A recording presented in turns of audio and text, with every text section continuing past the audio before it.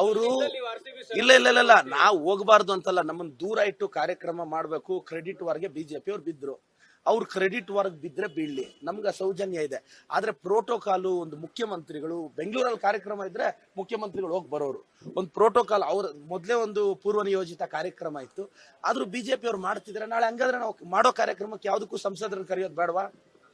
ನಾವು ಬೆಳಗ್ಗೆ ಮಿನಿಮಮ್ 7 ದಿನ ನೀವು ಒಂದು ಎಕ್ಸಾಂಪಲ್ ಹೇಳ್ತೀನಿ, ಪ್ರೋಟೋಕಾಲ್ ಏನಿದೆ ಗೊತ್ತಾ? ಈಗ ನಮ್ಮಲ್ಲೂ ಒಂದು ಇನ್ವಿಟೇಷನ್ ಪ್ರಿಂಟ್ ಮಾಡ್ತಾರೆ, ಆಫೀಸರ್ಸ್ ಏನ್ ಹೇಳ್ತಾರೆ ಗೊತ್ತಾ? ಸರ್ 7 days ಮುಂಚೆ ನಾವು ಅವ್ರಿಗೆ ತಿಳಿಸ್ಬೇಕು, ಸಡನ್ ಆಗಿ ತಿಳಿಸಿದ್ರೆ ಬೇಜಾರ್ ಮಾಡ್ಕೊಂತಾರೆ. ನಮ್ಮದೇ ಸಂಸದರು ಅಧಿಕಾರಿಗಳಿಗೆ ಹೇಳಿದ್ದಾರೆ, 2 ದಿನ ಇದ್ದಾಗ ಹೆಂಗ್ರಿ ಹೇಳ್ತೀರಾ, ಮಿನಿಮಮ್ 7 days ಮುಂಚೆ ಹೇಳಿ ಅಂತ. ನಾನು ಮಿನಿಮಮ್ 7 ದಿನ ವೇಟಿಂಗ್ ಪೀರಿಯಡ್, ಮೊದಲೇ 7 ದಿನ ಮುಂಚೆನೆ ನನ್ನ ಕ್ಷೇತ್ರದ ಸಂಸದರಿಗೆ ತಿಳಿಸ್ತೀವಿ ಸೌಜನ್ಯಕ್ಕೆ. ಅವ್ರು ಬರಲ್ಲ ಅನ್ಕೊಳ್ಳಿ, ಬರ್ಬೇಕು ಅಂತ ನಾವು ಬಯಸಲ್ಲ ಅನ್ಕೊಳ್ಳಿ, ಸೌಜನ್ಯಕ್ಕಾದ್ರೂ ಕರಿಬೇಕಲ್ಲ. ಇದು ಫಾಲೋ ಬರಬೇಡಿ ಅಂತ ಹೇಳಿ ಯಡಿಯೂರಪ್ಪನವರೇ ಸಿದ್ದರಾಮಯ್ಯನವರು ಫೋನ್ ಮಾಡಿ ಹೇಳಿದ್ದಾರೆ ಅಂತ ಹೇಳಿ ಯತ್ನಾಳ್ ಹೇಳ್ತಾ ಇದ್ದಾರೆ.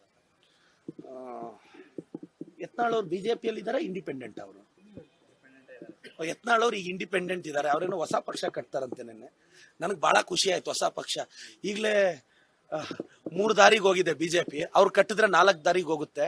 ನಾನಂತೂ ಲೈಫ್ ಟೈಮು ಬಿಜೆಪಿನ ವಿರೋಧ ಪಕ್ಷದಲ್ಲೇ ನೋಡಕ್ ಇಷ್ಟಪಡ್ತೀನಿ. ಅಶೋಕಣ್ಣ ವಿರೋಧ ಪಕ್ಷದ ನಾಯಕರಾಗಿ ಸ್ವಲ್ಪ ಮಟ್ಟಿಗೆ ಸ್ಯೂಟು, ವಿಜೇಂದ್ರ ಅವರು ಸ್ವಲ್ಪ ಮಟ್ಟಿಗೆ ಸ್ಯೂಟ್ ಅನ್ನೋದು ನನ್ನ ಅಭಿಪ್ರಾಯ.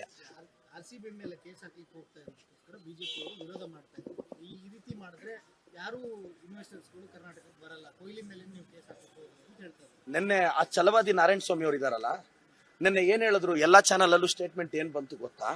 ರೈತರ ಜಮೀನ ನಾವು ವಾಪಸ್ ಕೊಟ್ರೆ, ಛಲವಾದಿ ನಾರಾಯಣ ಸ್ವಾಮಿ ಅವರು ಹೇಳ್ತಾರೆ, ಅವರು ದೇವನಹಳ್ಳಿನ ರೆಪ್ರೆಸೆಂಟ್ ಮಾಡ್ತಾರೆ, ಅವ್ರೇನ್ ಹೇಳ್ತಾರೆ ಗೊತ್ತಾ?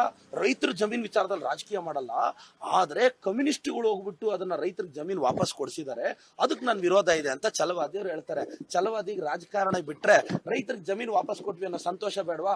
ಅದು ಯಾವ ಭಾಗದ ರೈತರಿಗೆ? ಅವರದೇ ಪ್ರತಿನಿಧಿಸುವ ದೇವನಹಳ್ಳಿ ಭಾಗದ ರೈತರಿಗೆ.